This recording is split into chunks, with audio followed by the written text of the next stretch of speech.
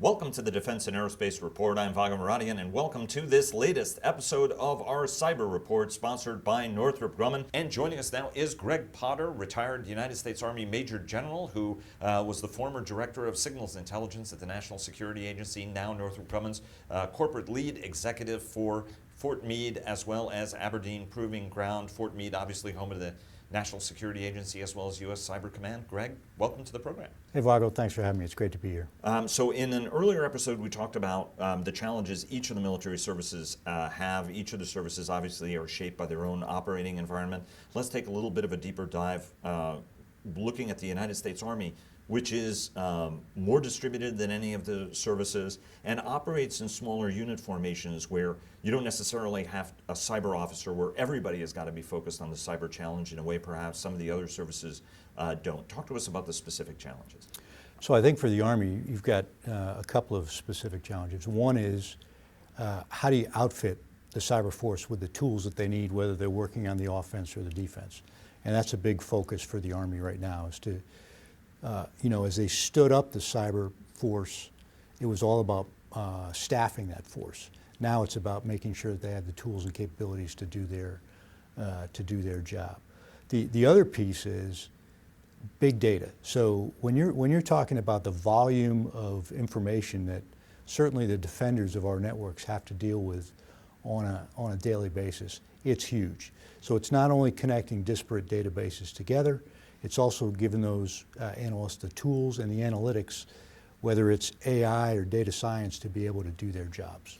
You were a career intelligence officer. What's the right way to think about all of that data and to make sure, because there's been that huge debate, hasn't there? Do we restrict some of this information or do we give all the information to everybody and let them choose? What's the right approach on this so that you don't end up with digital overload? Well, certainly you want to, classification is always a challenge, and certainly you want to make information available to those folks that know it. And certainly in a cyber domain, there's information that's classified and there's information that's unclassified.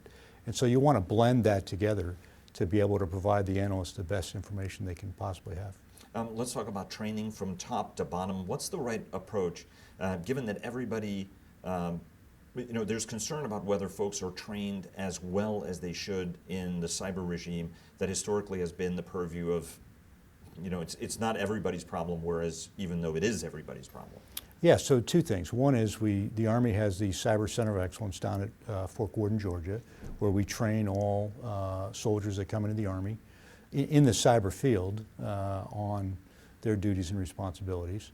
The other thing is it's a continuing education of the force to make sure that leaders at all levels understand the cyber domain and how to leverage it. Certainly commanders, cyber is a tool in their kit bag to be able to respond to threats.